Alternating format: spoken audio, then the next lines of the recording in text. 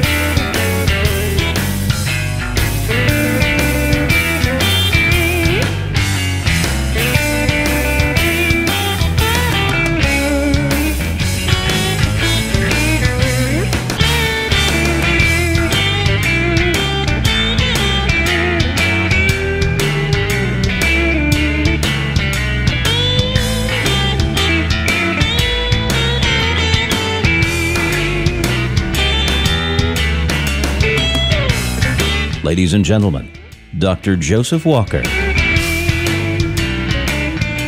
you don't know me, I'm Dr. Joseph Walker. I've been in Southwest Florida since 1980. I opened the first retinal practice between Tampa and Miami. So it was, in my mind, a bit of a milestone. And this is our 18th annual Scapin's Retina Consultants meeting, symposium. So we've been doing this a number of years, and we're delighted to do it because I think it adds a lot of information, can answer a lot of questions for people.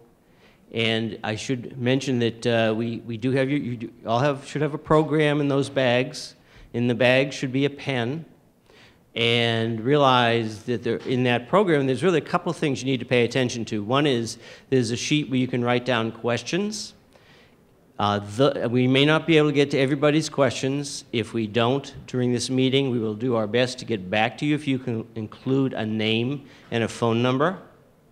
We'll try to get back to you in the near future. I regret, but if we have 210 questions, we're probably not going to be able to answer them all in this format.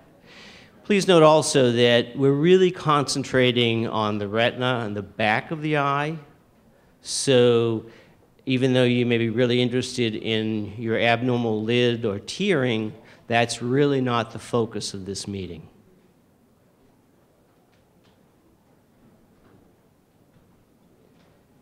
Familiar face. Part of Retina Consultants is what's called NORI, National Ophthalmic Research Institute, and we developed that after we started doing a lot of clinical research. Clinical meaning we're not around working with mice and vials of chemicals and such. We're working with patients, assessing the value of different medications in clinical trials. So that's clinical work versus the more basic science research type work. Now, a number of you in your packets, in addition to what I already mentioned, are going to have something that looks just like this, a sheet that looks like this. And compliments of NORI, any of you who have that in your packet, please hold it up because you're going to get a prize at this point from NORI. The ushers will bring it around if you just hold up the sheet, and they'll give you your NORI award now. So feel free to hold it up, and they will find you and give you your prize.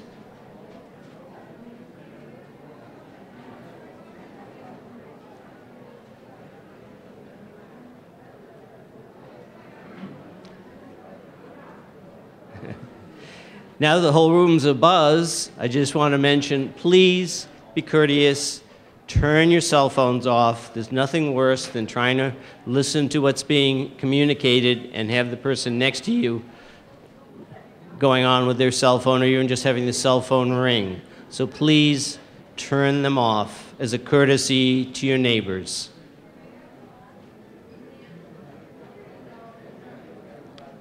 Remember, the ushers will periodically pick up the sheets with questions. They'll pass by several times.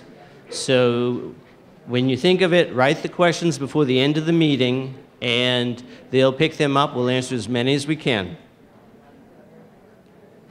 In the beginning, we're talking about scapins now. Why would anybody choose a strange name like that for an eye research institute that happens to be the largest such facility in the world?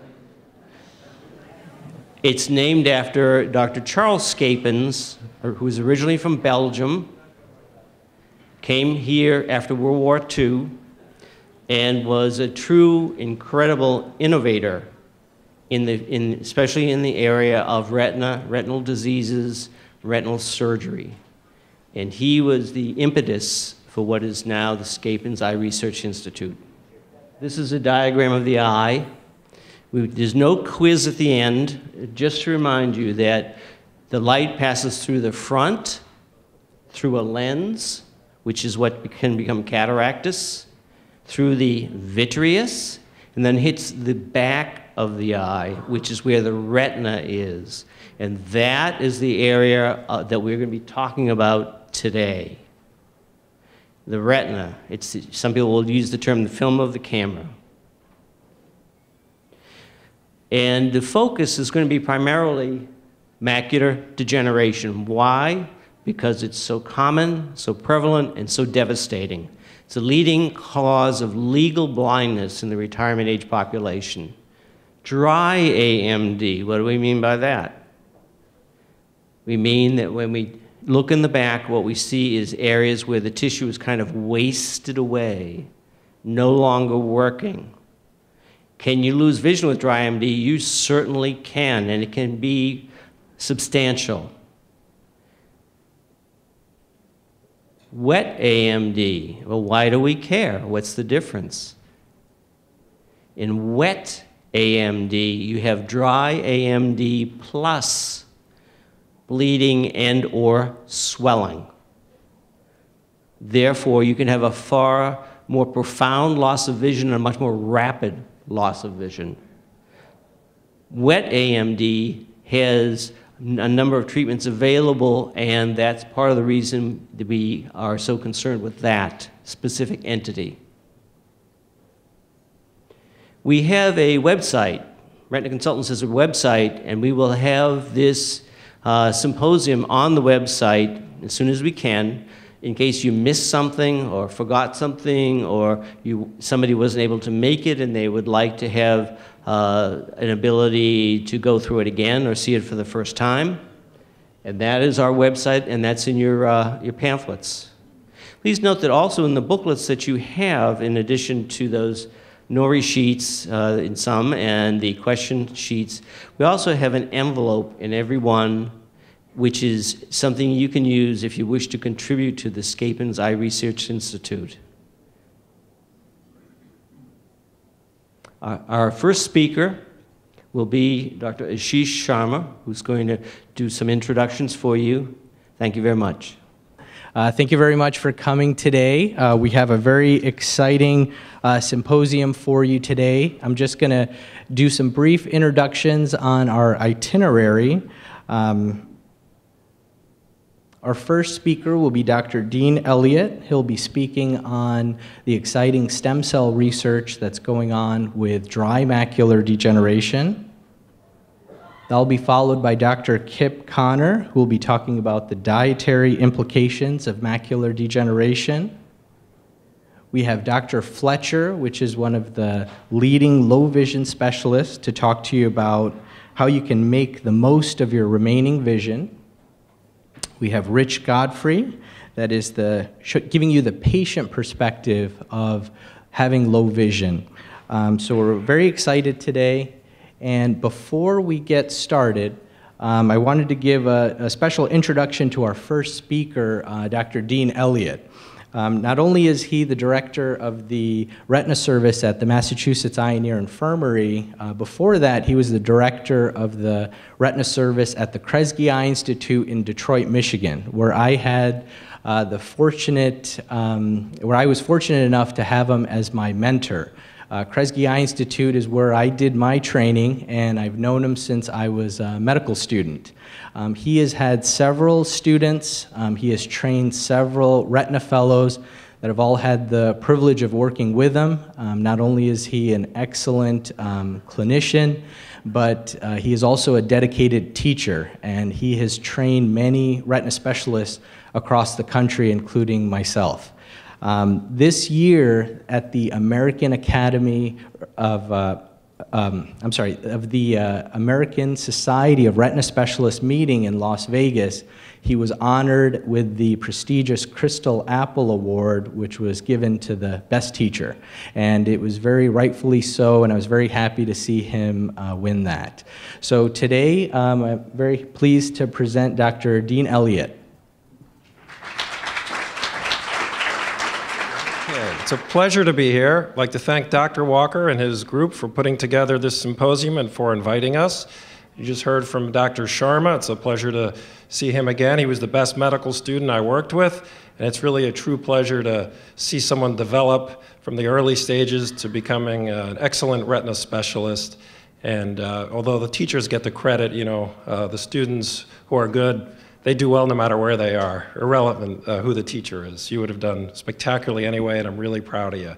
Incidentally, his wife was a resident with us too, and I'm proud of her as well. So they met during residency. How about that? I had the added benefit of coming here because my mother was visiting my aunt who lives here, and I got to visit my mother on this trip. So this is a win-win. Okay, I'll be talking about stem cells for dry macular degeneration, which is a very exciting study we're doing. I have no financial interest in the company that develops the stem cells. So as you know, age-related macular degeneration, which is abbreviated AMD, is a very severe disease, as you just heard, and the likelihood of getting it increases with age. So if you look at the line on the chart here, it starts to increase in about 60 years old, in your 60s. It increases very sharply in the 70s, and quite precipitously in your 80s, and I guess if we live long enough, we're all going to get this. It's a very common and serious disease. Well, it's related to age, of course, as well as genetics, and we can't do anything about our age and genetics, but we can do something about other risk factors, such as smoking, high blood pressure, and diet, and those are called modifiable risk factors because we can modify our behavior and potentially minimize this disease. Now, Dr. Connor, who's a brilliant scientist from Scapins, will be speaking about diet and macular degeneration next. Now, wet AMD has treatments now. In the past, it didn't, but fortunately, we have some excellent treatments. Photodynamic therapy, or PDT, you might have heard of, and that was actually developed at Mass Eye and Ear Infirmary with Dr. Joan Miller and Evangelos Gregoudis. Dr. Joan Miller is the boss now at Mass Eye and Ear. She also developed anti-VEGF treatments, such as many of you are probably getting Lucentis or Avastin or Eylea. Those are all based on her work. That's why she's the boss.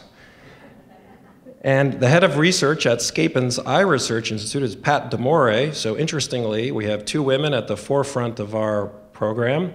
And our program actually has more women in senior leadership positions than any other ophthalmology program in the country.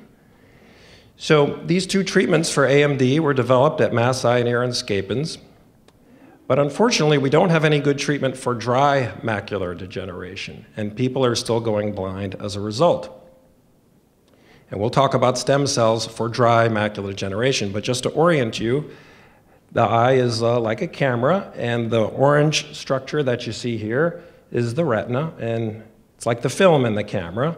The front of the eye focuses the light on the retina. This is the optic nerve, which transmits the message to the brain. These are the retinal blood vessels, and the center of the retina is called the macula. That's why it's called macular degeneration. And that's the part of the retina that's responsible for central vision, the most important part. So here's somebody with age-related macular degeneration and these little yellow dots back there, which should not be there. Those are called drusen. And here's someone with AMD, also dry AMD, with what we call geographic atrophy, or just atrophy for short. And there's a big circle here where there's absent cells, some cells that contain pigmentation, or should be a little darker, are not there. So we're looking through to see what's behind them. So that's an area which is missing something. And if those cells are missing, obviously the patient can't see in that part of the retina. And here's somebody that has both drusen and atrophy. So as I mentioned, if you have atrophy, as this patient does, you have a big area in the center where cells are missing, and you actually have a blind spot. This image here is a visual field, and it shows one's vision from one side to the other. If the patient's looking straight ahead, it shows the entire field. And this area in the center, which is dark, is a blind spot. So this is shown here. If one is looking at the house, you really can't see the front door and many of the windows. Similarly, if you're looking at someone's face, you may be able to see the ears, the hair, the neck, but you can't see the eyes, the nose, the mouth. Very serious. And some of you may have this, and you know exactly what I'm talking about, but this is a really serious condition. You have trouble, in addition to seeing faces, trouble watching television, reading, etc. So the structure of the retina is very detailed. If we look at the back of the eye and magnify it to see what's going on back there, there's a whole network of cells that are back there. Now, if we rotate this a little bit so that the eye is now looking up, here we see the retina, all these layers, and many of you know what an OCT scan is. When you go to the doctor's office, you get this scan, and it shows all these layers of the retina. So it looks like a layer cake, but these lines here are various cells. So for example, the cells here show up down here, the cells up here show up here, and we can see abnormalities by looking at this magnified view of the retina. And this normal divot in the middle is, well, that's supposed to be there. So if we look at the OCT scan of our same patient that we showed a little while ago with the blind spot, we see normal cells, but right in the middle, they're absent. They're normal over here, which corresponds to this part of the retina. They're normal over here, which corresponds to here, but the big area in the middle is missing that bottom layer, and that's why the patient has a blind spot. They simply don't have cells that should be there. So dry AMD represents more than 90% of all AMD cases, so it's extremely common. And what if we can replace those missing cells? And that's the topic of this talk, is stem cells that fill in that gap, hopefully. So this is sponsored by a company called Advanced Cell Technology, or ACT. They make the stem cells.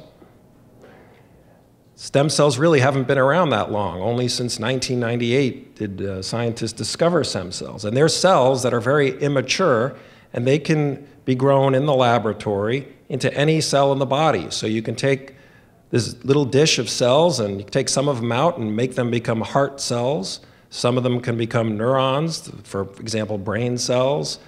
Some of them can become muscle cells. But what the scientists did here was take these cells and make them into the pigment cells of the retina, which would replace, hopefully, the patients who have atrophy, would replace the atrophy in the center of the retina, which is missing the pigment cells. And this is a publicly traded company, has a stock ticker, and it's the only human embryonic stem cell derived tissue studies going on in the entire world. So they first isolated this cell that we use in all the stem cell studies for ophthalmology in 2005. And one of the most important things, people always ask me, since they're stem cells, there are a lot of ethical issues, but this was done without destruction of an embryo. That's very, very important. They used one cell, and they've replicated that cell in the lab, and that's it. They never have to get another cell again. Every stem cell study that this company uses is derived from just that one cell at that one time. So what do they do with this cell? Once they grow the cell in the lab, they try to make that cell mature into a pigmented retinal cell, which they did, and they did some studies in animals. So they took a human pigmented retinal cell and injected it under the retina of a mouse, and that's what you see here. They wanted to see if those cells would enter the right place. So here's the layers of the retina in the mouse. These are the photoreceptors, which are the rods and cones. Here's the pigment layer, which I was talking about. But these are the human cells. They've labeled them with a fluorescent yellow dye, And they injected those under the retina in the mouse, and lo and behold, the pigmented cells lined up exactly where they're supposed to, just in line with the mouse pigment cells. So this is evidence that this might actually work. You inject it under the retina, and the cells hone in on where they're supposed to be, and they start living. And it turns out, here's the mouse retina without the human cells, and the rods and cones are basically all dead. And here's the mouse retina with the labeled pigmented cells, and it turns out the rods and cones were doing much better, so that this actually might work in humans. So now we're testing it in humans. And it's a phase 1 study, and there's only 12 patients in these studies, and we're enrolling patients with macular degeneration, as you well know, and something called Stargardt's macular dystrophy. And Stargardt's disease, which is shown here, looks a lot like macular degeneration. The difference is these patients get this degeneration when they're early teenagers. So if you think macular degeneration is bad, imagine having Stargardt's macular dystrophy. When you're 13 or 14 years old, it varies. All of a sudden, you lose your central vision, and there's no treatment for Stargardt's. This is an unbelievably serious problem, and it's truly amazing how many people with Stargardt's are doing actually quite well. I mean, I marvel when I see my patients every day with serious problems like this, and they're just doing great. And you know, it's an inspiration to me and other doctors when we see things like this. But Stargardt's is a very serious disease.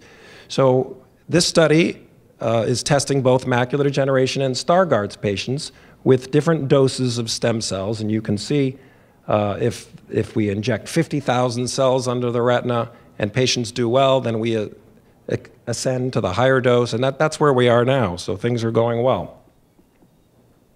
So here again is the diagram of the retina. It's back here. And here's a needle that goes through the eyeball and injects cells under the retina. And we'll show a video of that in a little while. If you're queasy, you may not want to watch. Here's what the surgeon sees. The surgeon is holding a light inside the eyeball now. And this is the instrument that injects the cells. So we take the patient with atrophy, you see the atrophy here, and we select the site that we're going to make the hole ahead of time. So in this patient, this is one of my patients that I did. There's only a handful of patients that have been done around the country. We decided to make the hole right here. And we want to inject fluid under the retina, which contains the cells, and we want to make a blister. And that's exactly where we want our blister to be. Okay, it has to be in a perfect spot. So John is going to show you the video here. Now the blister contains the cells, so here's holes in the eye that we use to get in there. And this is the vitreous gel that's now being removed in order to get to the retina. We're in the middle of the back of the eye now, and we have special microscopes and illuminating instruments and little forceps and picks that we use to do this surgery. That's the vitreous shaking as it's being removed. And now we go in the little holes that we made in the eye. And now we're looking at the retina again, and here's the needle that I'm holding. And my assistant is pressing the plunger of the needle, and we're blowing up a little blister. Now that's just saline. It's like a little buffer to protect the retina for the stem cells that we're going to inject. And you can see the atrophy is all over here. So now we're going to go in with the stem cells, and my assistant actually deserves more credit than I do for this because I'm just simply holding the instrument like a pen. And he's pressing very gently on the plunger, injecting the stem cells, and you'll see a little blister form under the retina. See this circle? It's getting bigger and bigger as he's pushing the plunger of the syringe. And you can't see the cells, they're mixed in fluid, but this little blister has thousands of cells. I think we injected 100,000 cells, and we want the blister to get the edge of this area of atrophy, but not the whole thing. And you'll see the blister gets pretty big. And that's pretty much all we do. Then the patient lies on their back after surgery, and that blister slowly goes away, and we're hoping that the cells that are under there find where they need to be. Okay, you can go to the next slide. And here's what the patient looked like on the first day after surgery. So remember, our blister encompassed this area, and everything looks back to normal again, which is the way it should. We made the little hole there. We don't see any problems. We don't see a retinal detachment. We don't see any bleeding. In fact, we don't even see any more of the blister. It's gone, which is what we want. And here, if we do a scan through the retina, we don't even see the hole anymore. You see a little piece of tissue sticking up. That's where we went in, and the hole has already healed itself, because this is a very, very, very tiny hole.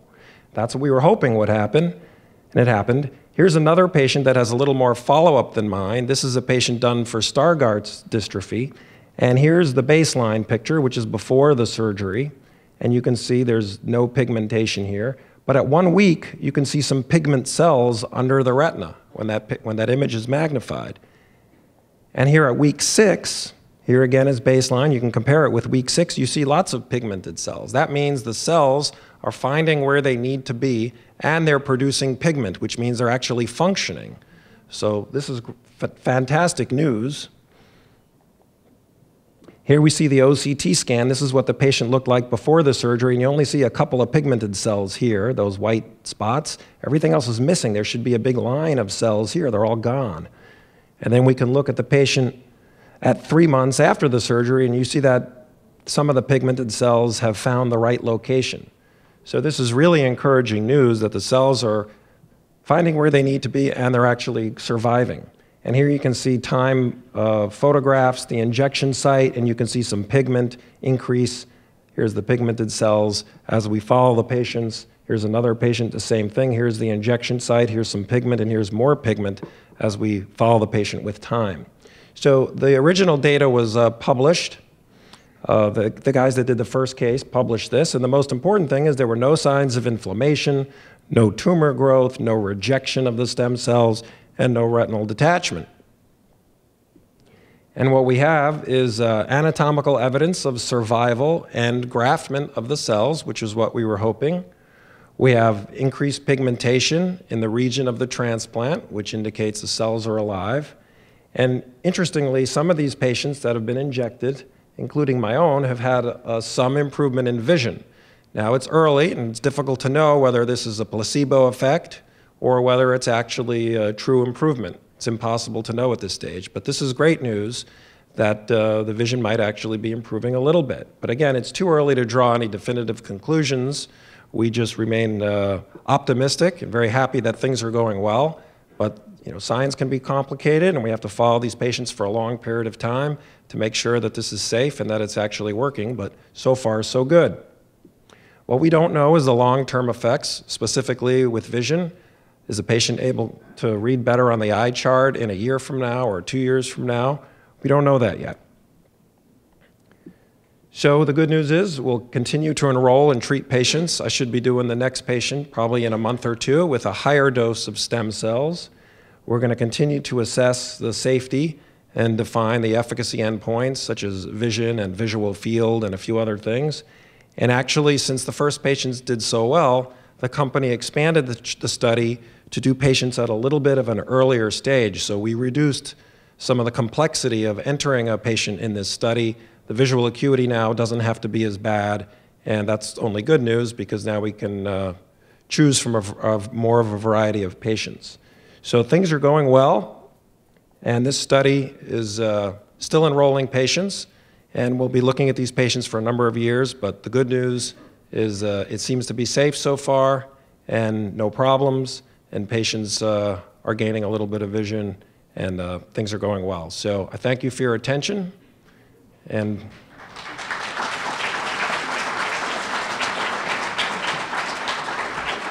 next will be Dr. Connor, who, as I mentioned, is an amazing scientist from Scapins. I have the pleasure of working with him, and he'll be talking about diet and macular degeneration. So thank you. It's an honor to be here today. It's rare that I get to interact and show some of my lab's research. I'm more of a basic scientist, and I really appreciate the thorough background that Dean and Dr. Elliott and Dr. Walker showed earlier on age-related macular degeneration. I think we're really lucky at Mass Eye and Ear and Scapins to be a very unique facility where we can take findings that we find at the bench at the most basic level, and when they show promise, we can bring them into the clinic, as Dean just showed in his outstanding stem cell research trials that are ongoing. And so, let's see if it's, so my lab is really interested in modifiable risk factors that Dean mentioned earlier. Now, these are things that, and how they may affect disease in AMD. And these are things that you and I can do to modify our daily lives that may help either prevent disease from occurring or maybe help resolve this disease. And as my title implied, we're really interested in the role of dietary lipids, in particular the omega-3 fatty acids, and what effect these lipids have on AMD disease progression. And the talk I'll talk about today is more this latter stage of wet AMD or neovascular AMD, where blood vessels enter the eye. But I'd be remiss if I didn't mention the current standard therapy, much of which was done by Joan and Dr. Magrutis and Pat Demore and Tony Adamus at Massachusetts Eye and Ear Infirmary in Scapins. And here, anti-VEGF therapy was discovered. And so what's VEGF? VEGF is this molecule that the retina produces in patients with neovascular eye diseases such as AMD, and as well as immune cells that infiltrate these retinas. And what this does is this calls in blood vessels into the lower retina that normally don't belong there. And these blood vessels are very immature, they're leaky, they can add serum and blood into the retina, leading to rapid progression of vision loss. And just a little while ago, without this therapy, a diagnosis with AMD meant certain, rapid onset of blindness. And now we are able to really maintain vision in a number of these patients. However, it's not perfect. What this does is, what anti-VEGF therapy does is it blocks these leaky vessels, so it makes them unleaky now. So you can't bleed into your retina, which is a good thing, but the vessels still are maintained there, and they don't regress. Additionally, people receiving this therapy, only about one-third of patients have one-third of patients don't have vision improvement, and about 1/6 of these become VEGF non-responders, which means that anti-VEGF therapy doesn't work for them, and they still progress to vision loss. So clearly there's a need for new therapeutics in addition to this. And so my lab became very interested in the omega-3 fatty acids because a number of key factors. One, they had been shown to be really beneficial in dampening inflammation, which is a major risk factor in disease progression in this disease. Additionally, there was a retrospective clinical study, ARIDS, which they asked patients, do you eat fish or high omega-3 foods several times a day? Can you turn that down? Thank you. Several times a day. And what they found was that in patients that said they did, 30% of them had decreased disease severity in progression to AMD. Currently, there's ARIDS 2, which is the Age-Related Eye Disease Study 2 that the NIH is sponsoring. And this is looking at the role of supplementation of antioxidants and omega-3 fatty acids in disease progression. And we should start getting some of these results in a year or so. So what are these omega-3 fatty acids? So many of us are familiar, whether we know it or not, about omega-6 fatty acids. It's what we take in when we eat beef, chicken, and pork. They're high in omega-6 fatty acids. But omega-3 fatty acids, we have to take in by diet. We can't make them ourselves. They're found in fish because fish eat a lot of algae, which are the primary producers of omega-3 fatty acids.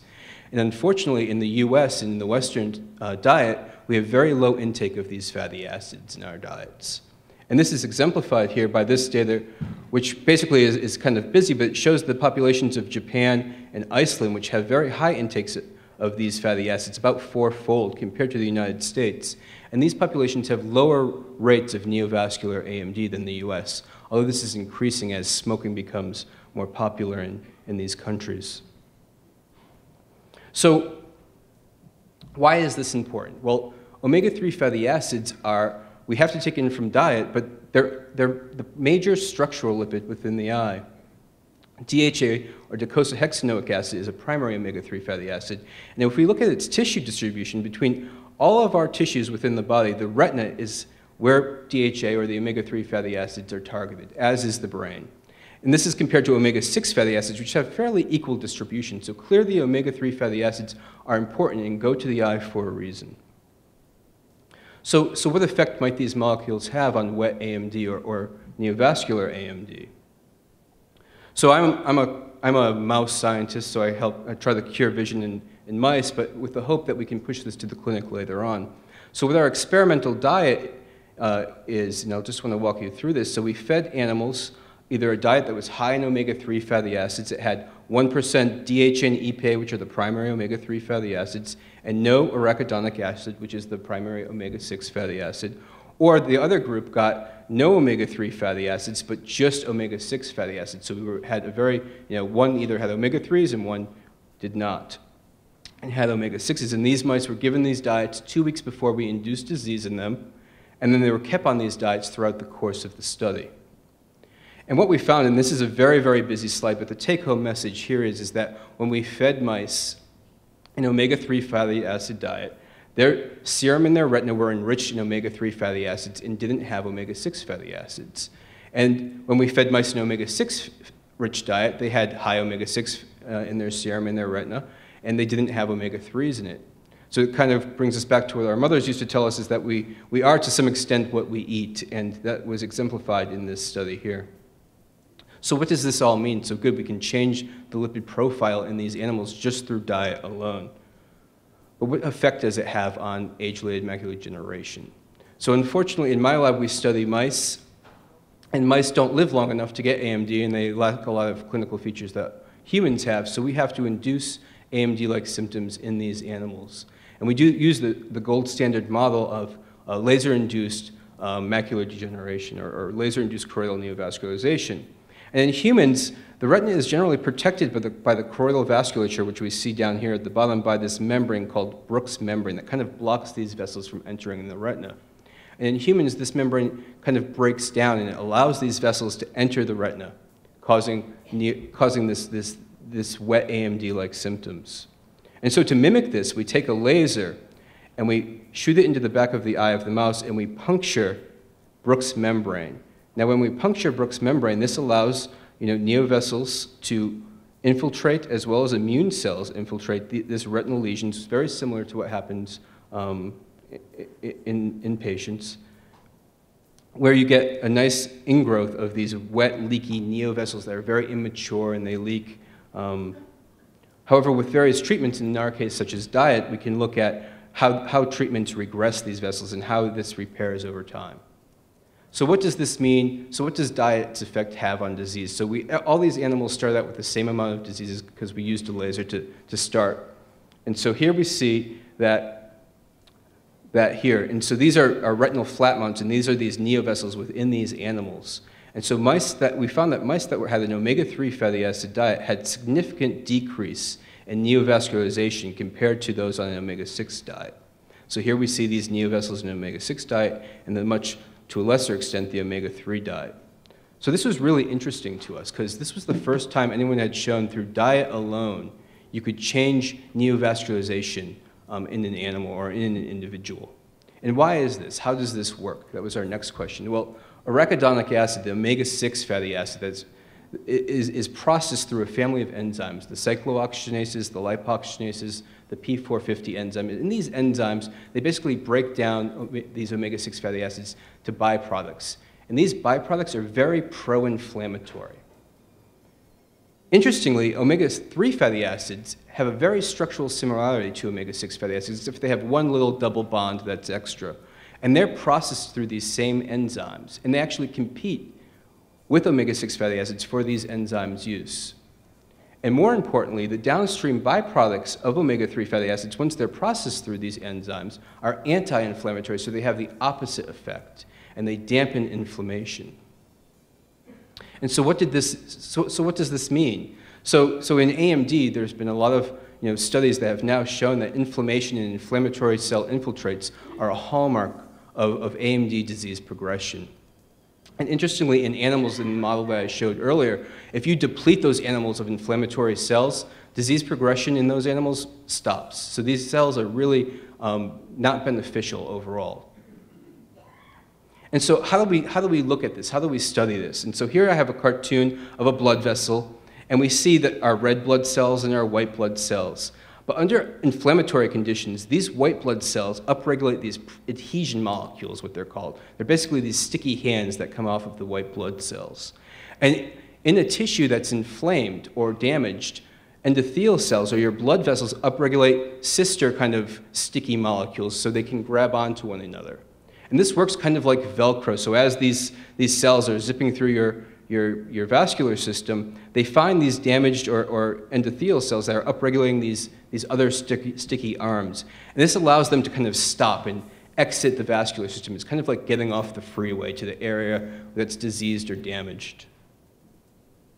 And so how do we look at this? And here we see a neovascular lesion. I apologize, it's kind of hard to see, but there's a lot of green immune cells. So we see that immune cell infiltration is really important in these neovascular lesions. So how do we study this in the lab? How do we find if these things are regulated? So we use this microscope called a laser capture microdissection scope. And this is a fancy name for when we take tissue in cross-section of these individuals or these diseases. And here we see a lesion of AMD or a laser-induced lesion. We can cut it out with our laser microscope. And then here we see it's fallen out, and we can do genetic analysis and find what genes are changing in the specific cell types in these tissues. And what we found was that these adhesion molecules, these sticky hands on these endothelial cells, were significantly downregulated on animals that had an omega-3 diet compared to their omega-6 counterparts. Now, what this meant to us is that mice that were on an omega-3 diet had an inability to recruit these inflammatory cells to the site of the lesion. So to look at these inflammatory cells further, we used another microscope in our laboratory, which is other perfused microflow chamber, which is another big name. But basically, we can take a mouse and tie into its circulatory system. So we tie into the carotid artery and the jugular vein and kind of rework the blood flow underneath our microscope so we can see these white blood cells and blood cells as they're moving through this animal that's been on either an omega-3 or an omega-6 fatty acid diet. But then to assess these sticky hands, these adhesion molecules, we coat these chamber slides with these adhesion molecules that we found that were regulated with our genetic studies earlier on. And so what does this look like? So here we see two lymphocytes, or white blood cells, that have bound and stopped on these adhesion molecules as they move through. And all these things zipping by are white blood cells that don't express these adhesion molecules and red blood cells that don't express these adhesion molecules.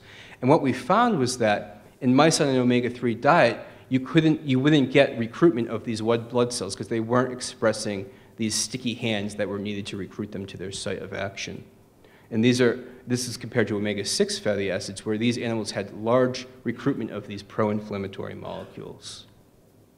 When we quantified this disease, or the number of immune infiltrates into these lesions, so here we see these large lesions on an omega-6 or an omega-3 diet, and these green dots here are these immune cells, and these immune cells were significantly dampened in those mice that had an omega-3 fatty acid diet. So this indicated that these lipids work by dampening the overall immune potential in the retinal microenvironment, but also systemically in circulation. And so just to briefly summarize, what we feel is going on here is that animals that are on a pro-inflammatory or an omega-6 fatty acid diet, kind of like our Western diet here, they are able to recruit large numbers of these immature vessels that are leaky, that upregulate these adhesion molecules or sticky hands that allow immune cells to infiltrate and propagate this disease further. However, if you have an omega-3 diet, this decreases the overall inflammatory potential in these animals, preventing these leakiness from occurring in the first place and allowing for the resolution of this disease in a timely manner. I just want to wrap up, and I'd be remiss without crediting a lot of the people that did a lot of this work, a lot of the doctoral fellows in my lab, Dr. Rogi and I, Dr. Mulkey and Dr. Swaggart are postdoctoral fellows that did a lot of this work. I just get to talk about it. And this work was also funded by, the initial study starts as an idea, but it was funded by the Massachusetts Lions Eye Research Fund. And they helped seed this experiment. And I saw some Lions people here today, and we were really grateful for all of their help. And with that, I thank you.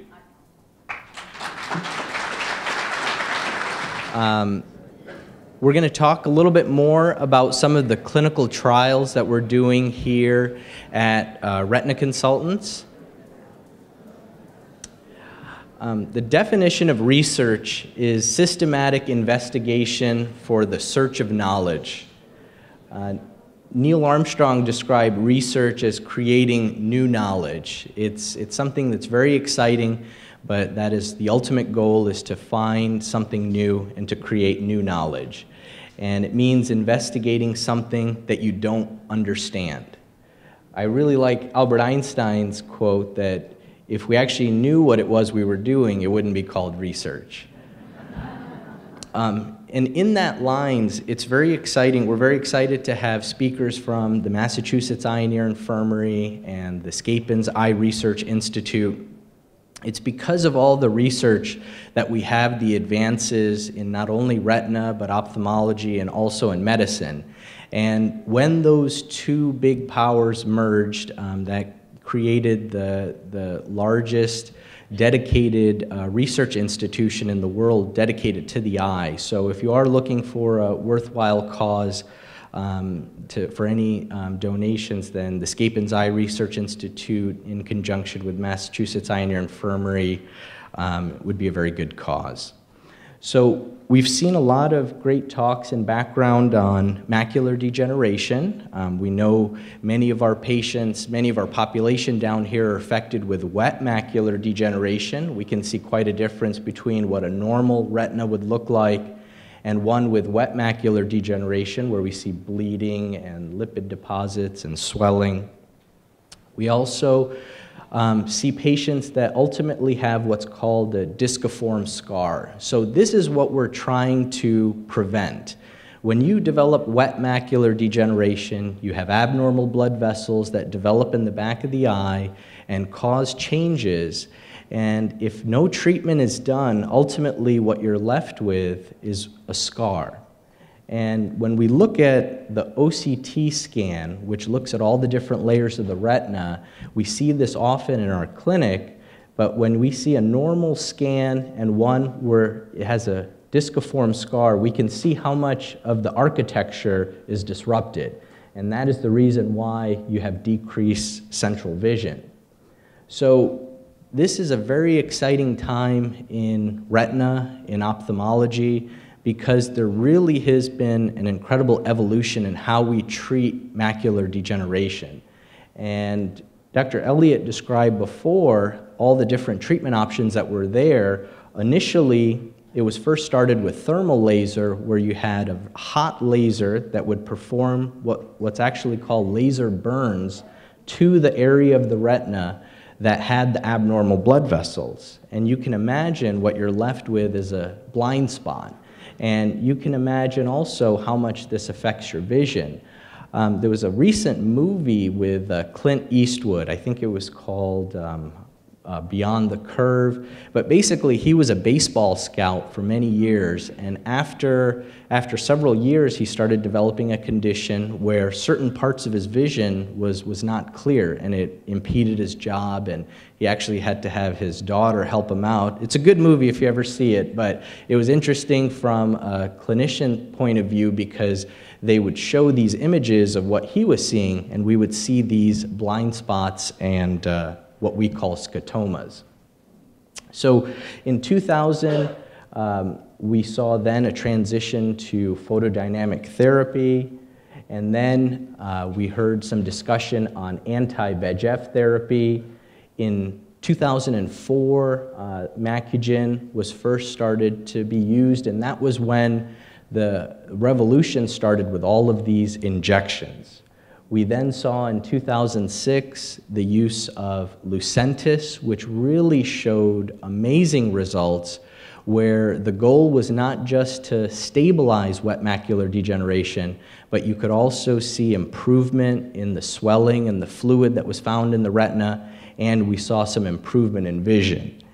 Later on, Avastin was then used to treat wet macular degeneration, and Avastin was originally used for colon cancer, but some bright scientists saw that this had a similar mechanism to Lucentis, and when injected into the eye for wet macular degeneration, also had very good results.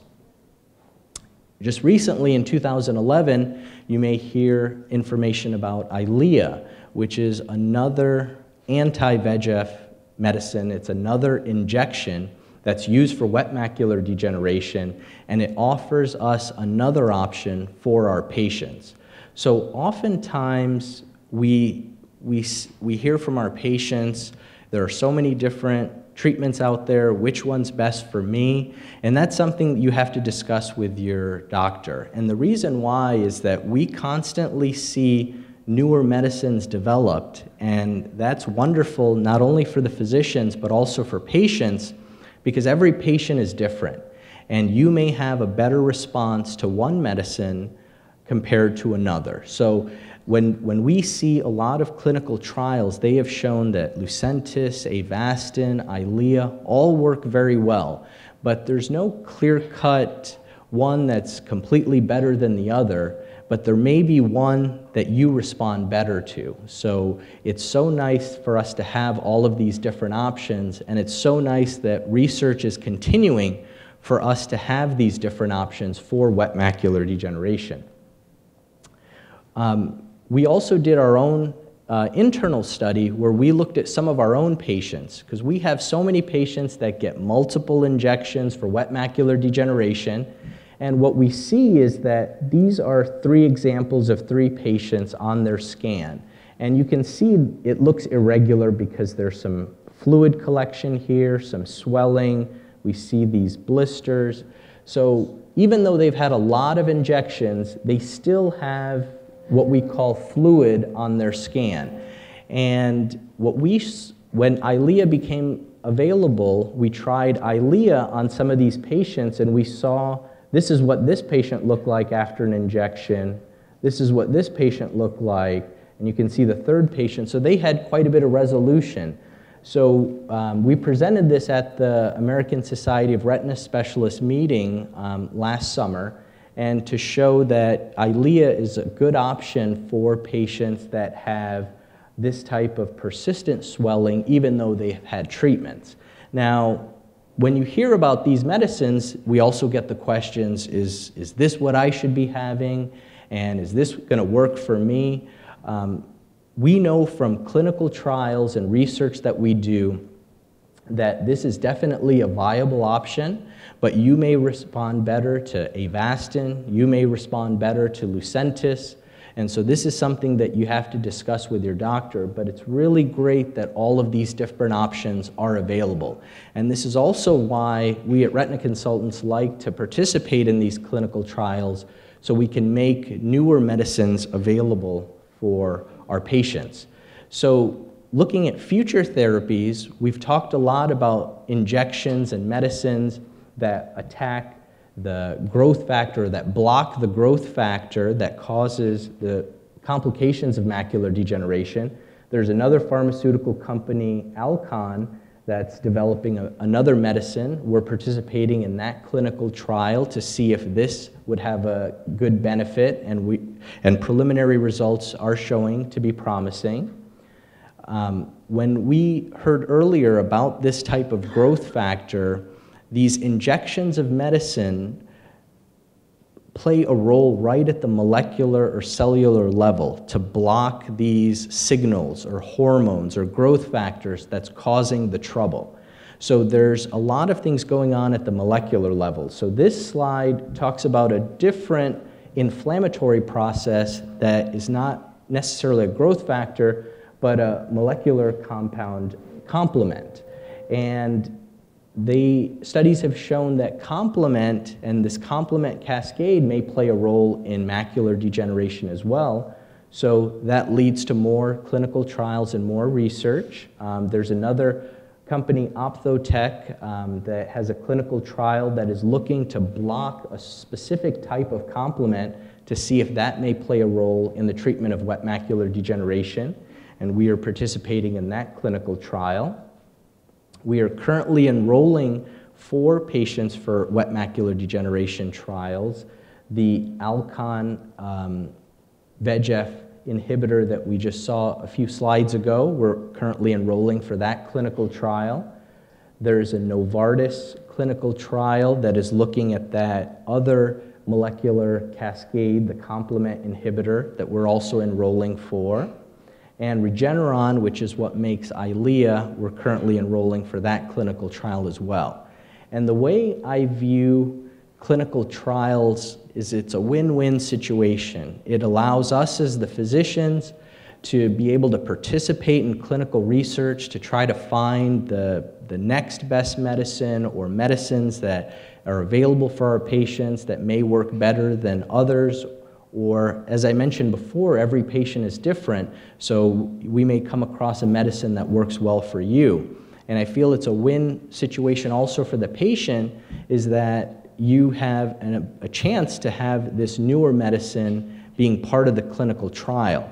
One of the best things the United States does with their clinical trials and with the FDA is we have a very stringent process to make sure that these medicines are safe and that there is a very a long process to make sure that they are actually effective. And because of that, certain therapies take a long time to really become available. But if you're part of the clinical trial, you may gain benefit from that sooner.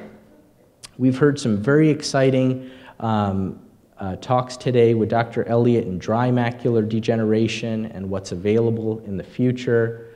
We're currently enrolling for clinical trials for dry macular degeneration as well. We heard from Dr. Connor the importance of diet, omega-3 fatty acids, vitamin supplementation. So there's an Acucella clinical trial that's looking at an oral medication to slow the progression of advanced dry macular degeneration, and that other molecular complement factor that we were talking about before, Novartis is also having a clinical trial of using a complement inhibitor to see if that may help slow down dry macular degeneration as well. Now, shifting gears, when we see this type of swelling in the macula, we know a lot of times it's from wet macular degeneration, but also diabetes can cause similar swelling in the retina. And we participate in clinical trials for diabetes as well. Here's a picture where we can see little lipid deposits and little hemorrhages from abnormal blood vessels that are not from macular degeneration, but from diabetes that are leaking and causing swelling. And this clinical trial now is comparing those three medicines I talked about before, Lucentis, Avastin, and Eylea, to see which may have a role in treating the swelling for diabetes.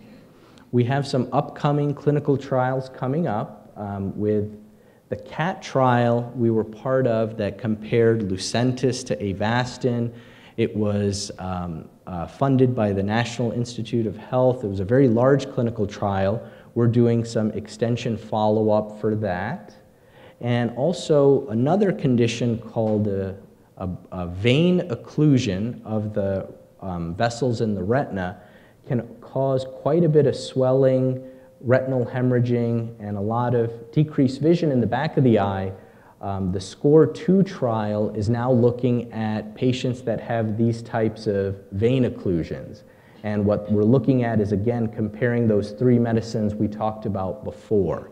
So there's a lot of opportunity with clinical trials in our practice, and if you have any questions, we always welcome that when you can, either when you see us in the office or you can call our office and speak with anyone at NORI and our research arm. Now, you probably also, we get a lot of questions in the office. There's been a lot of press on the artificial retina.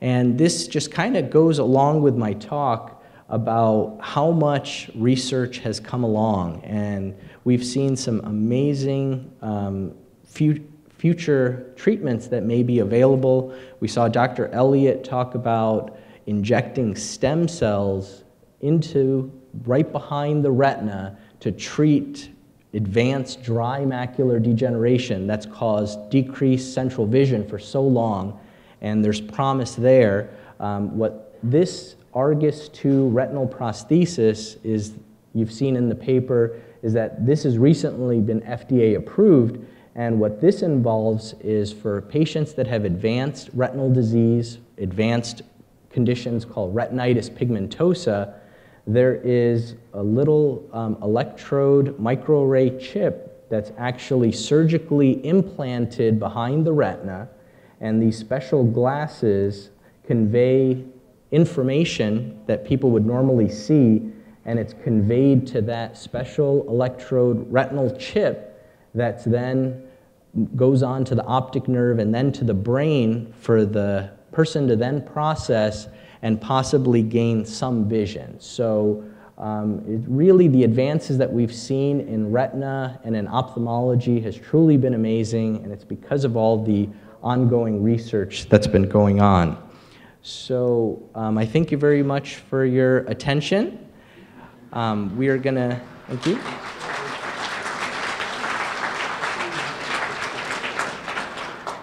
We're going to switch gears now to Dr. Fletcher, who's going to tell you about making the most of your remaining vision. And again, any questions that you have, please jot those down and pass it along. Thank you. It's indeed a pleasure to be with you. I think for Rich Godfrey and myself, the next speaker, we're going for 18 years running. He and I have been at every one of these for the last 18 years, and I look forward to them every year. You know, I have to tip my hat to you, the audience. You're a group that's intellectually curious. You want to find out what the latest is and keep up. And it's fun to come to these to hear what's going on. You probably have a vision problem yourself, or you have somebody in your immediate family or circle that has it, so you have a very big interest in this personally too. So I hope that this is another one of these sessions where you can get caught up on the latest and hear about what's exciting. I had the pleasure of working with Dr. Joe Walker and Dr. Sharma, the group here, for about 20 years, a little over 20 years. And they're really caring individuals, as well as being great physicians that care for people. They're nice people, and they care about individuals, and I can highly recommend them to you as an excellent group of retina doctors. I'm the only member of the group that doesn't practice retina right now, although that was my background, and I am trained as a retina doctor. I just specialize in seeing patients with low vision rehabilitation, so I'm kind of an adjunct to the practice in a little bit different way. It's also an honor to be affiliated with Scapins. I'm glad that we could hear Dr. Ellis and Dr. Connors' talks today to get updated a little bit. This is a first-class institution.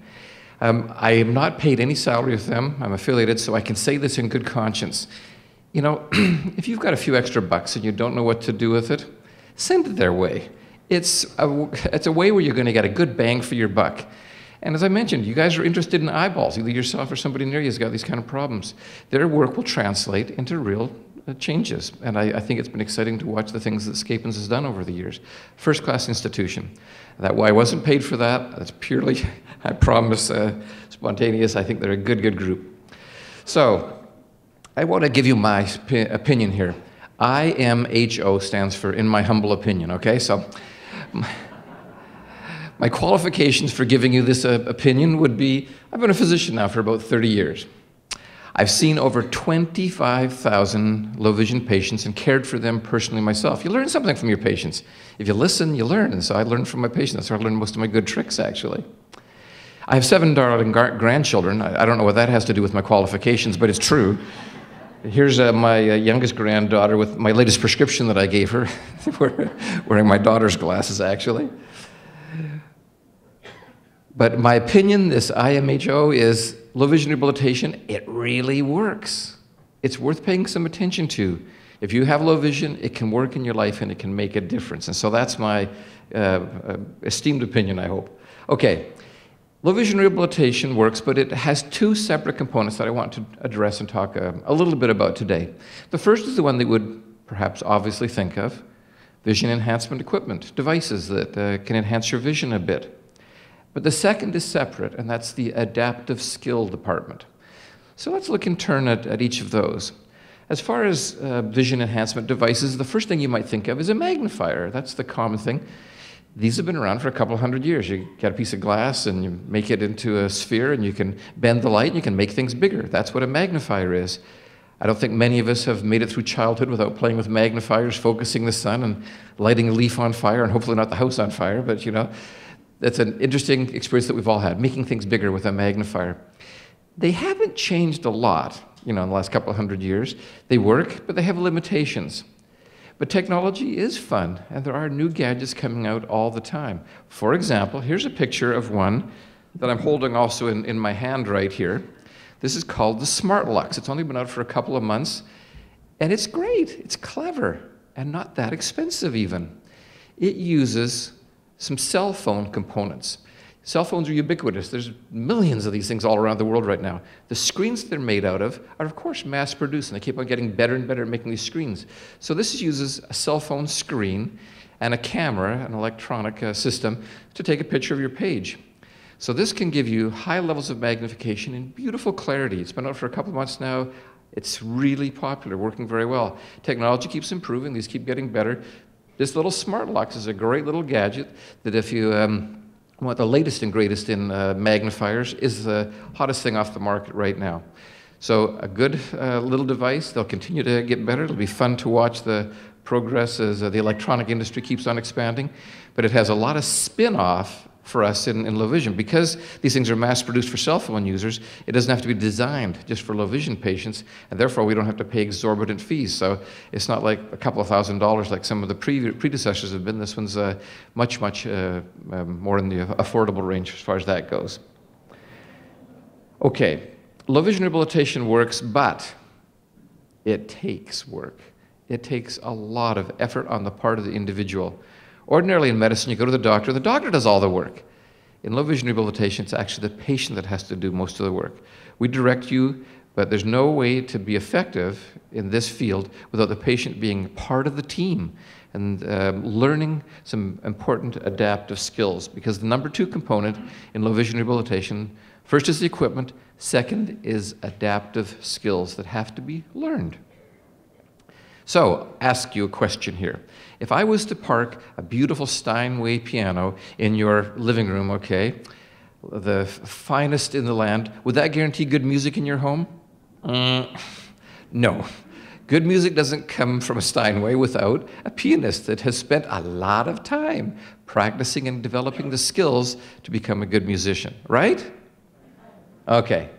How about golf? Now, I'm not a great golfer. What, Callaway's, was that a good brand of golf clubs? Okay, so if you were given a brand new set of beautiful, top-of-the-line Callaway's, would that guarantee you a birdie on all the holes you play on the golf course? No, that was a quick answer. That one's, I know there's a few golfers live here in Naples, so that's an analogy I thought I could probably get a fair bang from there. No, heavens no. It's not the golf club that makes the golfer, is it? No. Okay, smarts. How about if you have a really good brain? Does that guarantee success? Are you going to make $1 million just because you have a good brain? Heck no. It also takes work. So for each of these examples, there's no substitute for just plain hard work. You got to work at it to be successful. Playing the piano, golfing, or making a living. So if you have low vision and you do nothing, like this little cute ostrich here, stick your head in the sand, does the problem go away? No, it most certainly does not. The problems that are caused, the lifestyle disruptions, are going to be there until you take the bull by the horns and do something about it.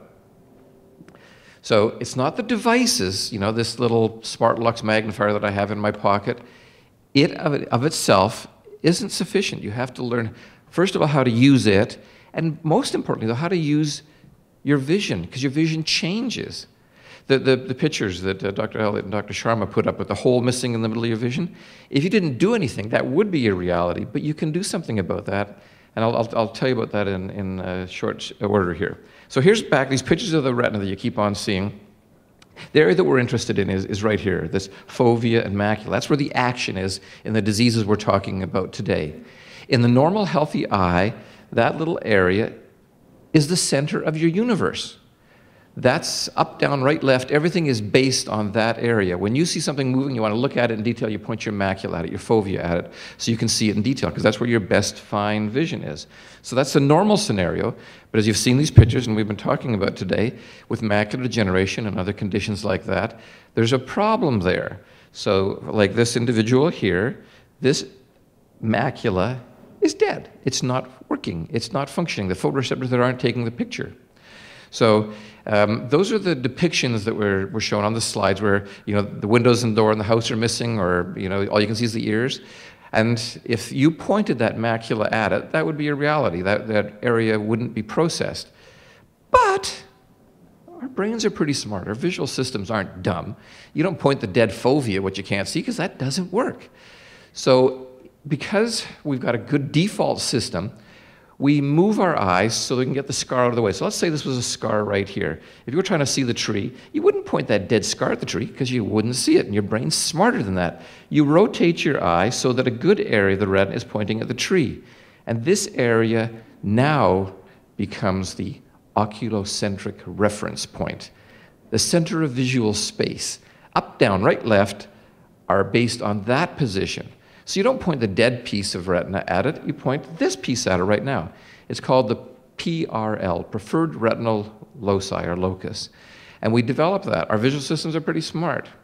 So we can look around these areas. We do it kind of without even knowing what we're doing, because you don't see the blind spots. It's not quite like those pictures because your brain fills in those missing pieces. But you still have that missing piece there, and it's going to make letters and words disappear consciously. And unless you learn where they're at and how to move around them, you won't be effective in using many of these magnifiers. You have to learn how to use what's left over, and that's a skill, an acquired skill that gets better and better with practice. No substitute for it.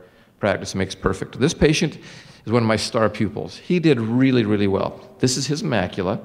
Here's his preferred retinal locus up here in the superior retina. So he had to rotate his eye up to align that PRL with the thing he was looking at. So in this picture right here, he thinks he's looking right at the photographer. He's developed a new eccentric viewing position, and that's a skill that he's exceptionally good at using. It's hard, after 75 years using the fovea, to shift to using a new area, but quite possible. And the more you practice, the better you get. So to develop these adaptive skills, there's two components that are necessary. The first, I really think, is a good teacher. You can practice on that Steinway piano all you want, but if you don't have a good teacher, you probably won't develop your full skills. It's great to have somebody that knows what they're doing show you, the tricks. After you've been instructed by the teacher, then your part comes in. You have to practice. Just like your mother said, practice makes perfect, right? It applies to vision just like it does the piano. So I advocate the use of occupational therapists. We've used occupational therapists here at Retina Consultants of South Florida since the early 90s. We were the first retina practice in the country to start using occupational therapists. And we've been held up as a model. Many have duplicated what we've done, and that's great. I love it, what is it? Plagiarism is the highest form of flattery? Is that what it is? I love it and encourage it, and we've encouraged many others to do that. We've had a wide reach. Early in the 90s, the practice manager sent me out to give some lectures in Brazil, and I trained 5 doctors how to do this work in Brazil. I was there last week in Rio de Janeiro and Salvador. It's now over 200 doctors from the original 5 that we trained in the 1990s doing this kind of work in Brazil, and it goes over the whole world. So actually, we'll give ourselves a pat on the back. We were one of the first practices in the country to do this. We're pretty good at it, and we do a pretty good job, so I'll hold it up to you something to consider. We have a very good practice here in this area. The occupational therapists, I jokingly say, they have a role as taskmasters. They carry these big whips around with them, and they crack that whip over your head. They don't hurt you, they just scare you, okay? Scare you into working and practicing and not giving up. We generally don't use scare tactics. We use positive reinforcement, lots of syrup and honey. You're doing good. Keep doing it. Keep doing it. You're going to get better as you practice more. And the therapists play a very important part. They're the skilled piano teachers. They're the ones that can make a big difference in the same retina. How you do. Will you be able to use it? Will you be able to read again? Or will you give up prematurely? I think Ralph Waldo Emerson said it exceptionally well, clearly, distinctly. He said, "That which we persist in doing becomes easier to do. Not that the nature of the thing has changed, but that our ability to do has increased." You don't have to change the retina, you don't have to change the macula to become an effective reader. You just have to learn the skills and develop the skills that make the nature of the thing easier to do. To me, the biggest tragedy in ophthalmology is not macular degeneration, and it's not that people lose vision. It's that they don't realize their potential for adaptation. They give up on life when they still have tremendous capability left. They don't have to sit around and let other people wait on them. They can be independent. When they take the initiative and practice to learn adaptation techniques. And there's too many people that still in America fall through the cracks and don't become aware of how they really can make the situation a lot better with the vision that they actually do have. That's our number. If you haven't seen us, give us a call. That's Retina Consultants, and we have the ongoing low vision rehab program here. We'd love to work with you if we could. Does anybody make it through life without unpleasant experiences? No, none of us. For some of us it'll be vision, for others it'll be another thing. So my question to all of you is, when you're dealt lemons, do you screw up your face, or do you make lemonade? Thanks for letting me visit with you today.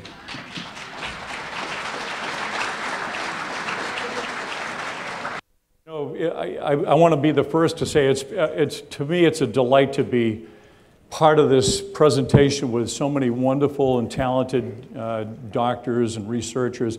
I want to just thank all of you for coming on. Here we are, a Sunday afternoon in beautiful Florida, and it's Palm Sunday of all things, and 500 people show up. You know, and we're going to be in Fort Myers tomorrow, and there'll be another 500 people there. And I always have a mixed feeling about this because I'm like Don Fletcher said, I love the fact that people are curious enough to want to come and learn more. But it also saddens me to know that so many people are afflicted with this condition. But let's focus on the good stuff, which is the fact that you came here and you know a lot of good work is happening. I do want to clarify one thing because, as Dr. Walker said, this is our 18th year of coming down here to the wonderful southwest corner of Florida. 18 years of bringing down the best and the brightest, essentially from Harvard Medical School. So for those of you that are here for the first time, you probably heard two different institutions, the Scapin's Eye Research Institute and the Massachusetts Eye and Ear Infirmary. I know there's a lot of Boston folks here, and you know what I'm talking about. For those of you that aren't Boston,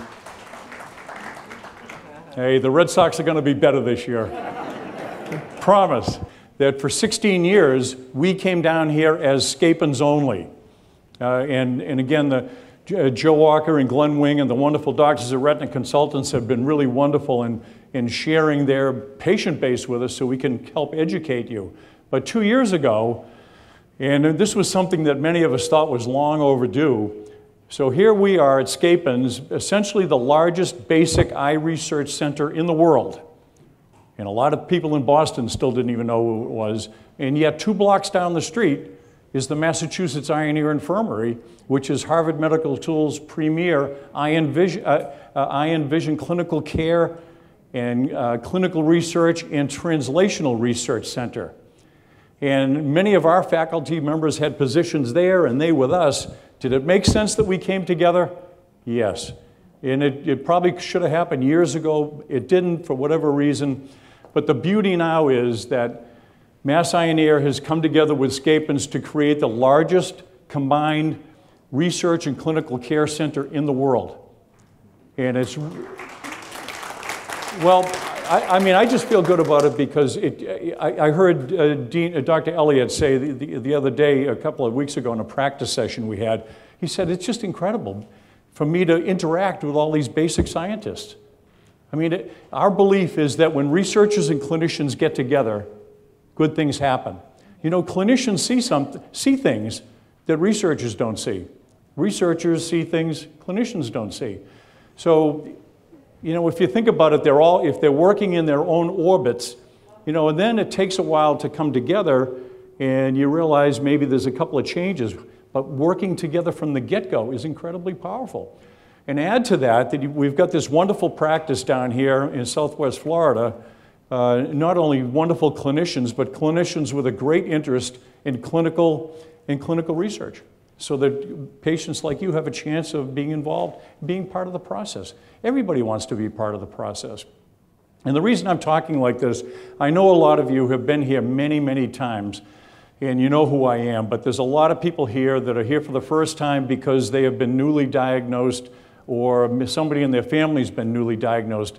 In my case, I was diagnosed, my goodness, about 28 years ago when I was 37 years old. And I never really had an idea that I was facing something that was as severe as it was.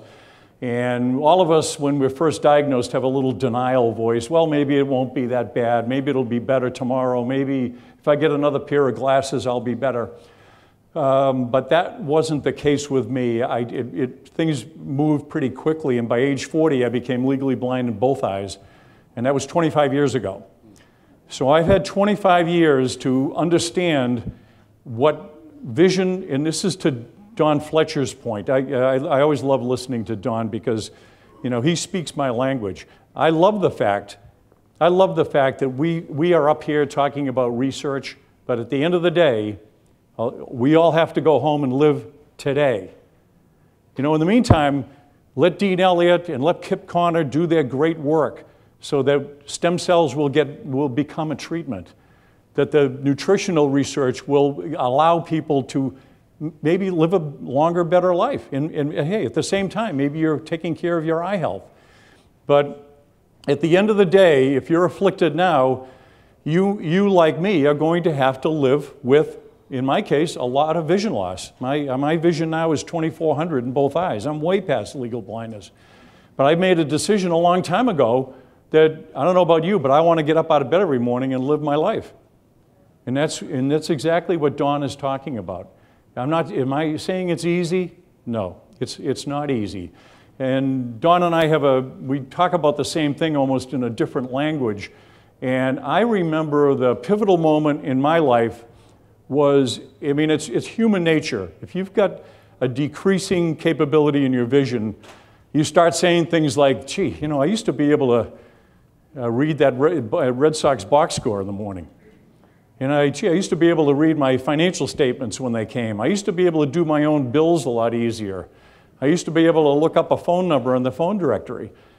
So it's very easy, it's very human to think about what you used to do, used to see. And I can remember when a light bulb went off in my head and I said, Rich, stop focusing. Once I learned what I had, this is about learning what you have. And but it's another way of learning. I've learned what I've lost, but I also realize what I still have. You with me? That makes sense? So I said, Rich, stop focusing on what you can't see.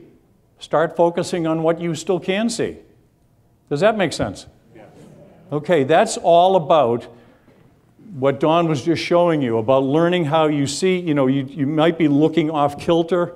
You know, when you talk to somebody with macular degeneration, they might be looking at you slightly off.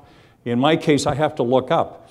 I just choose not to look 2 feet over somebody's head while I'm talking to them. Most people's heads are right on top of their shoulders, so I kind of fake it like I have great eye contact, but trust me, it's not there.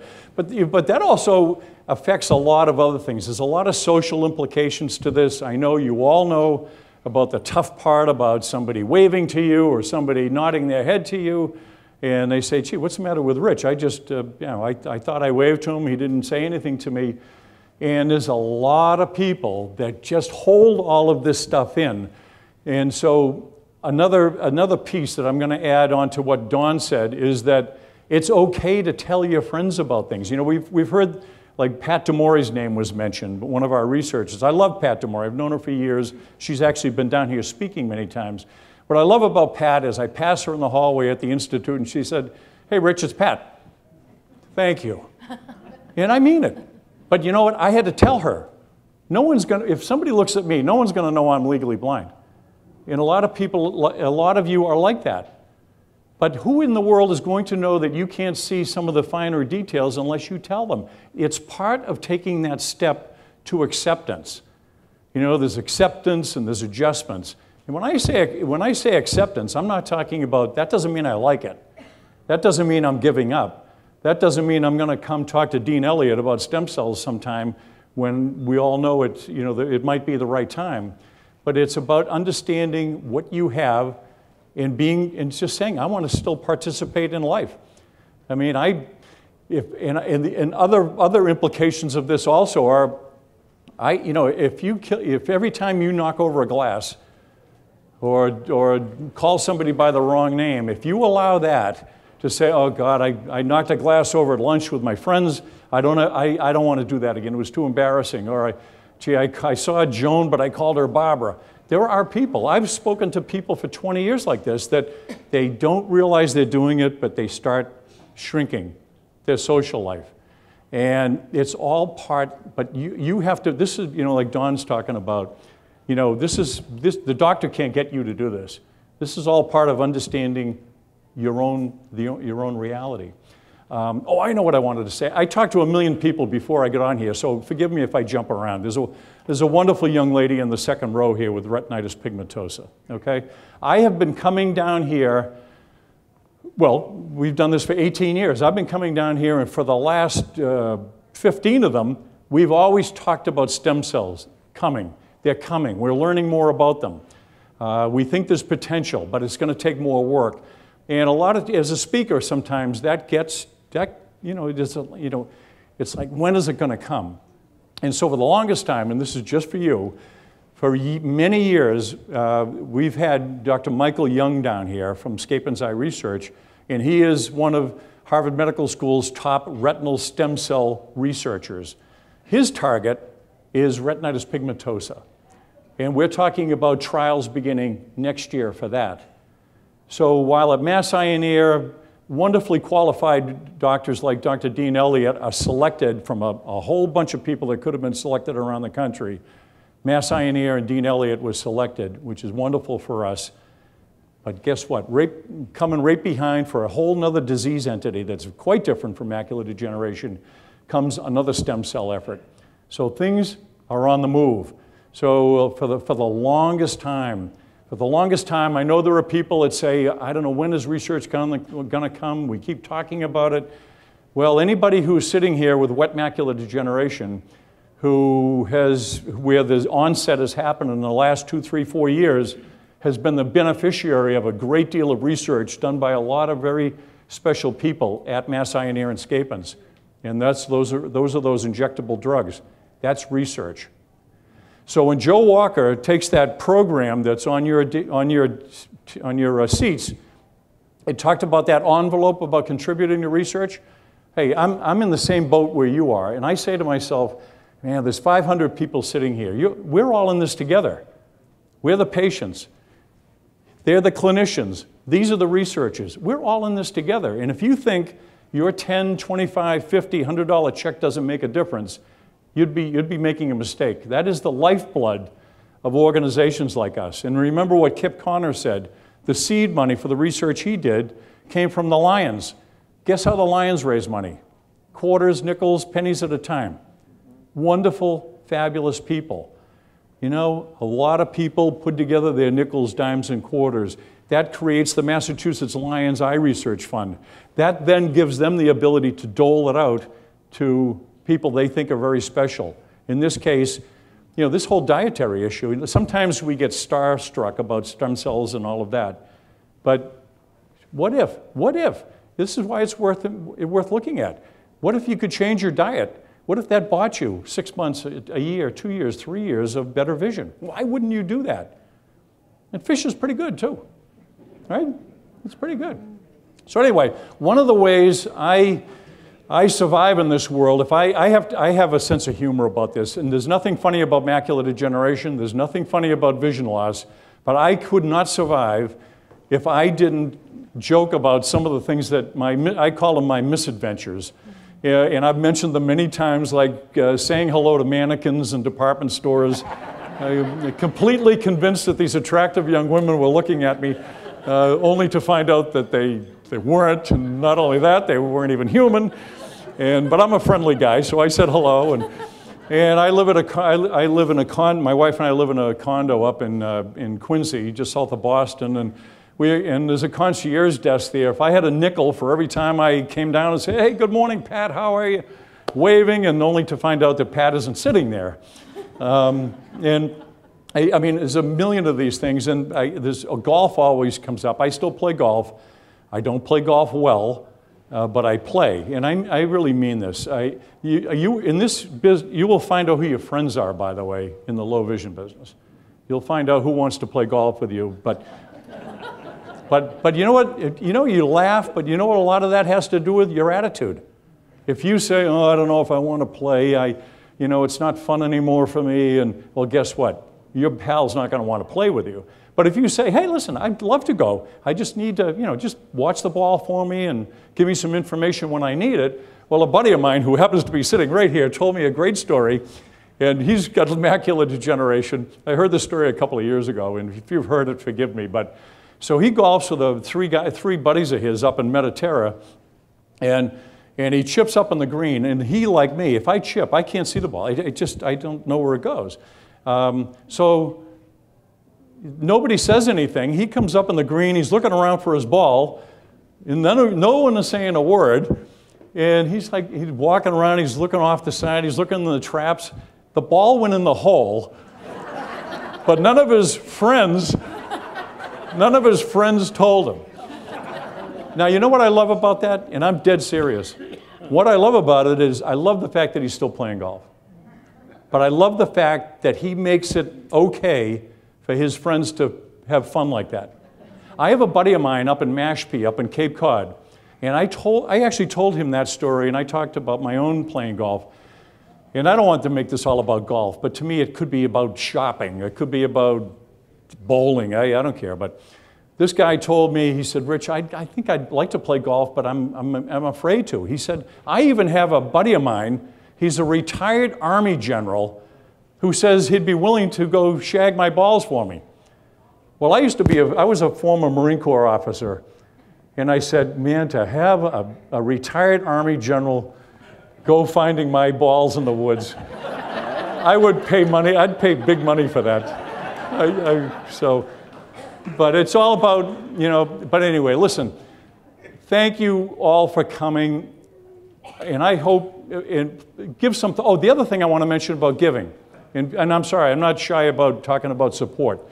There's another thing in your packet about planned giving. There have been a lot of people who maybe have given us $25 a year, but then when they sadly pass on, we find out they left the Escape and Eye Research Institute of Mass Eye and Ear in their will. Because, well, I wasn't sure how much I could give you, but I knew that at the end of the day, I don't want my kids to go through this. So yeah, I stuck you in my will, part of the planned giving thing. So I just ask you to consider that as well. I really, really appreciate you coming. I hope you got a lot out of both the clinical part as well as the research part. Now, we do have questions and answers, so please stand by, okay? Thanks so much. Thanks, Rich. I'd like to invite all the doctors to come up forward, and we'll direct some questions. We'll do as many as we can. We cannot get to everybody, but we'll go through as many questions as we can. If I could have all the doctors come up, and maybe we can just share a microphone. A study came out that showed if you take aspirin, it might be bad if you have macular degeneration, that it might make it worse.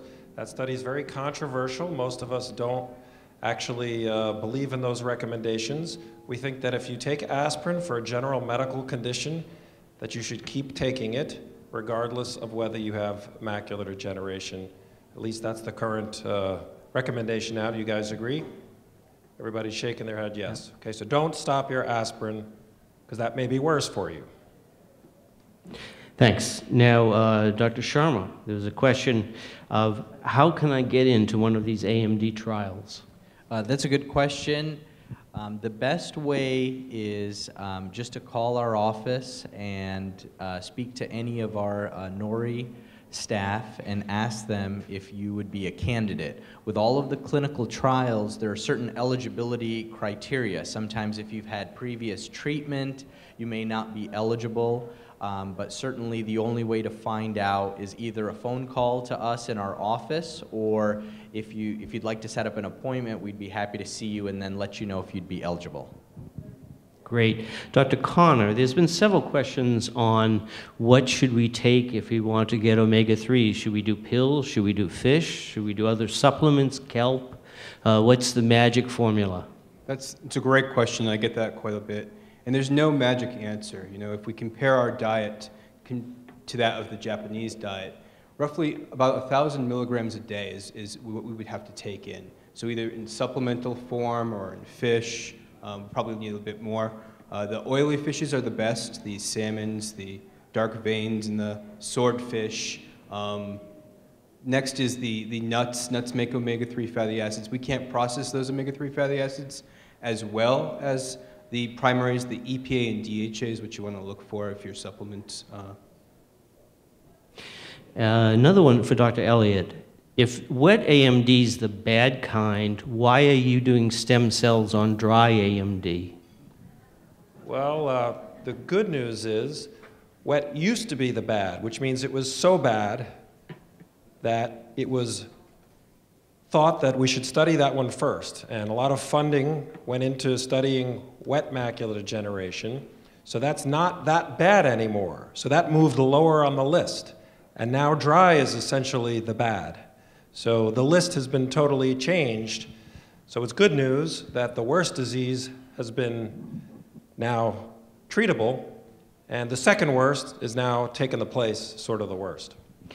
And also for Dr. Elliott, there's a couple of questions here on wet AMD with scar formation no longer treatable. Can I get stem cells too? Well, to enter a study, there are strict criteria, which Dr. Sharma was mentioning. The company that makes the stem cells and the FDA, they get together and they make these guidelines.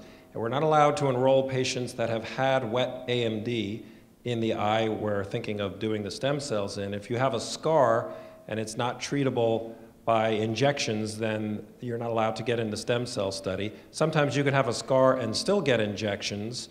That's why you need to see your doctor and discuss the particulars, because you can have a small scar where the injections actually do help a little bit in the area around the scar. So it's a little complicated, but you can't get into the stem cell study if you've had wet. And Dr. Elliott, not to pick on you, but there's another one. The question is, online I find that I can go to Europe and get stem cells anytime I want. Why is it so restrictive here? Well, our government monitors these studies very carefully, and the most important thing is to make sure that they're safe. So sometimes good things take a little bit of time, but at least when things are approved in the US, you can be sure they're pretty safe. So I think I'd rather go with something that I know is safe, even if it takes a little longer. And Dr. Sharma, if Avastin is so much cheaper, why do you have to use the other medications? That's a good question. As I mentioned before, each person is different. Each patient is unique. And certainly a lot of clinical trials have shown that Avastin, Lucentis, Eylea, all are effective and almost equally effective in certain ways. Each person may respond a little bit differently. So there are patients that may respond a little better to Lucentis or Eylea, much better than they would respond to Avastin. Also, Dr. Sharma, why does someone have to come back so often, and why can't you not just give them a pill? If we could have a pill, that'd be great.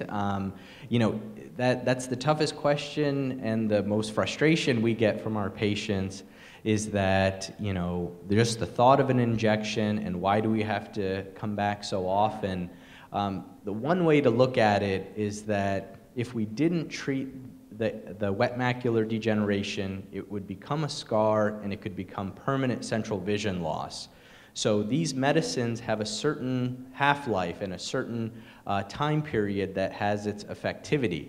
And so after a certain time, it may wear off, and then that fluid collection or swelling starts to come back. So unfortunately, you do need multiple visits. You may require multiple injections, but compared to the not having a scar formation, I think it's definitely worth it.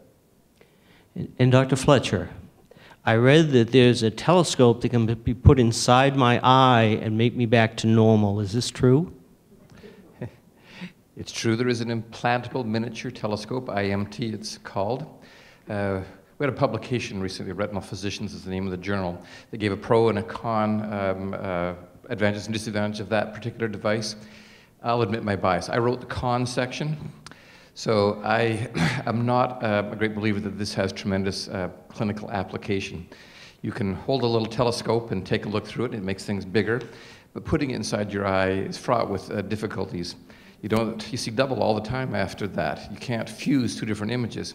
And you're sacrificing your field of vision for magnification. And you need your whole field of vision. You need to be able to see to the sides. And I don't think it's a good sacrifice, a good trade-off to get a little bit of magnification to lose part of your extent of vision, your field of vision that was talked about earlier today. So it's expensive, it's legal, you can't put them in eyes, and I'm not impressed. I'm tremendously underwhelmed with the utility of the IMT, the Implantable Miniature Telescope. Neat idea that isn't there yet, but probably a harbinger of better things to come.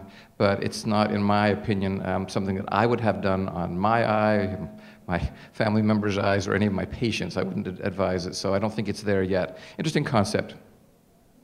And in a similar vein, what's your feeling on prism glasses to give me normal vision? Prism glasses come in many different shapes and sizes, and in low vision we do use some types of prism glasses that are quite useful. One of the standard things we do with people is give them strong glasses that make them hold things closer to your face. If you try to follow your finger into your nose, it gets hard when it gets up here like this. You know, you have to do a lot of muscular effort to bring your eyes in, to focus up close, to keep a single image when you get close to your eyes. So we put prism in glasses, in reading glasses, that does part of that work for you. So you can read close to your face, and it keeps you in a single view. So that's a common use of prism. Other people have advocated using prisms to expand your field. Like after a stroke, you lose half of your visual field. We find that it's best just to teach the patient where the missing field is and have them move their eyes there, make compensatory eye movements. So I don't advocate prisms for that type of treatment, or to move the image onto the preferred retinal locus that I was talking about earlier. So there's some ways that we do use prisms that are very useful, and there's other ways that I think just teaching the patient how to interact with their environment and learn how to move their eyes makes a better adaptation. So sometimes we use them and sometimes they're not effective. And for Dr. Elliott, if I have macular degeneration, can I have cataract surgery? Yes. Don't worry about the macular degeneration. Get the cataract surgery. And also for Dr. Elliott, what does it take to get into a study at your institution? Well, you would speak with the clinical trial coordinator that has the list of criteria that are required to enter the study. And you could do it by phone and let them know what your vision is and your general medical health and things like that. Or you can come for an exam, but it's probably easier to at least get screened by a study coordinator, the same as what Dr. Sharma was saying for his institute. And for Dr. Connor, should we avoid omega-6 and 9? It's a good question. So I think it's all about balance. We need to increase our intake of omega-3 fatty acids. We were at dinner last night with Rich and his wife, and everyone ordered fish, and I felt guilty because I really wanted the steak too, and I think Rich did too. So it's really all about balance. I think if you really want to look for EPA and DHA and try and increase your intake of that, but don't, you know, the jury's still out. I think I wouldn't just stop eating your favorite foods. And for Dr. Sharma, why do you always check my blood pressure when I come into the office?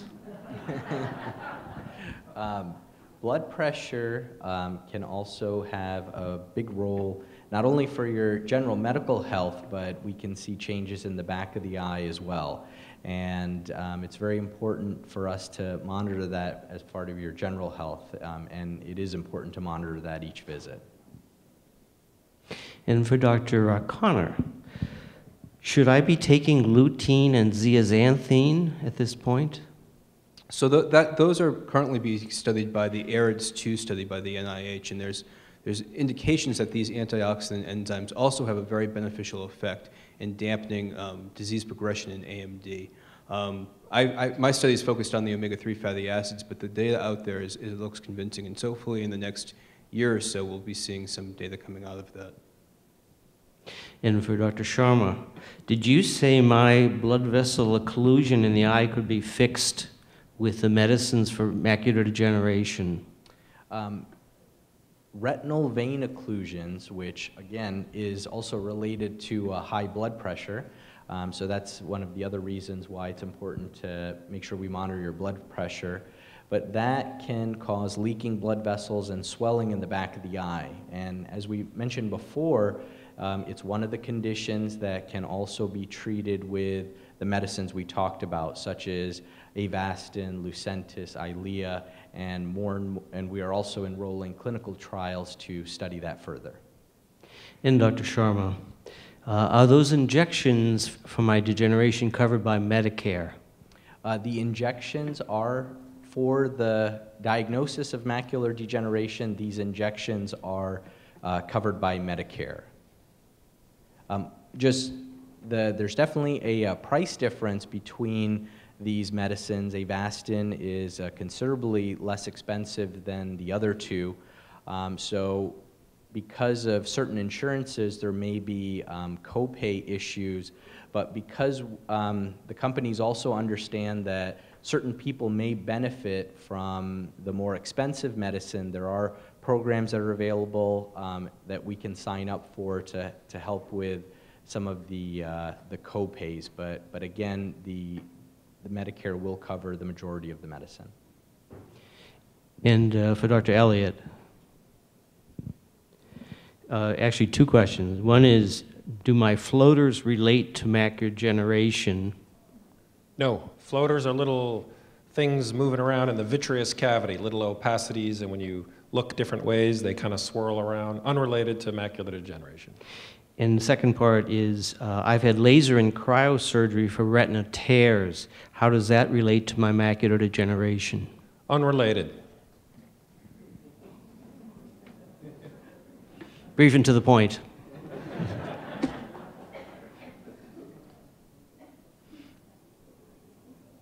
For Dr. Connor, were there any other foods to avoid, and what about secondhand smoke or smoking, as well as contact lenses?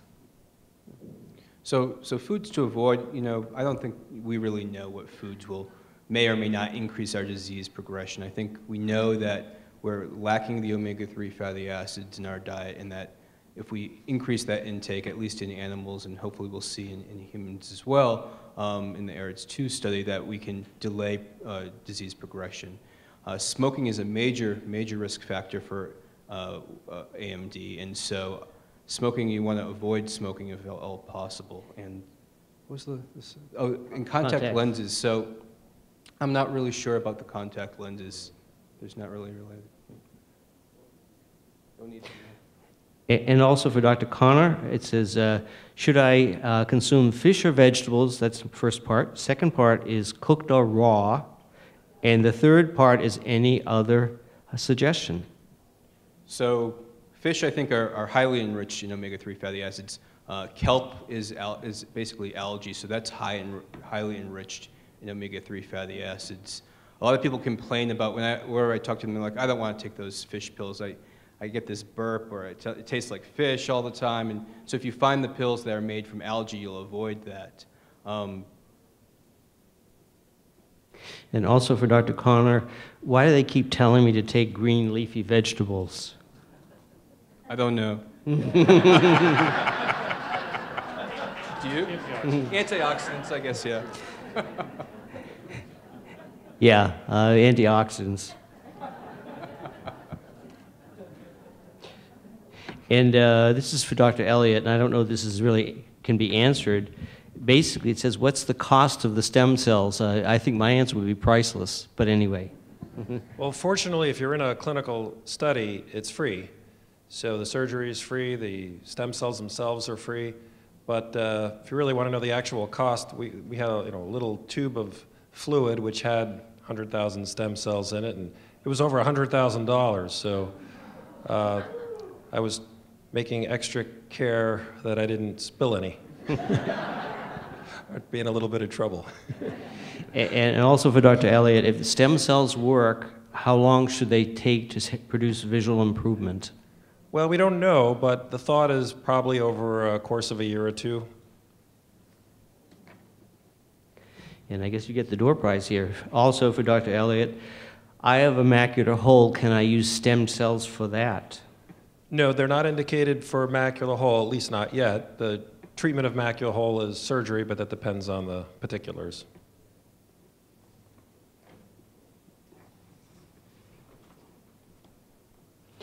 And also, you get the door prize here, really. would it be helpful to have more than one line of stem cells? Ah, very interesting. It probably would, but there are other companies that are developing stem cells, so they have other lines, and who knows which line will be better. Fantastic. Thank you all very much. Those we didn't get to, we will try to address. If you gave us a phone number and name, we will try to do it personally so that we get back to you. I appreciate your attention and thank you very much.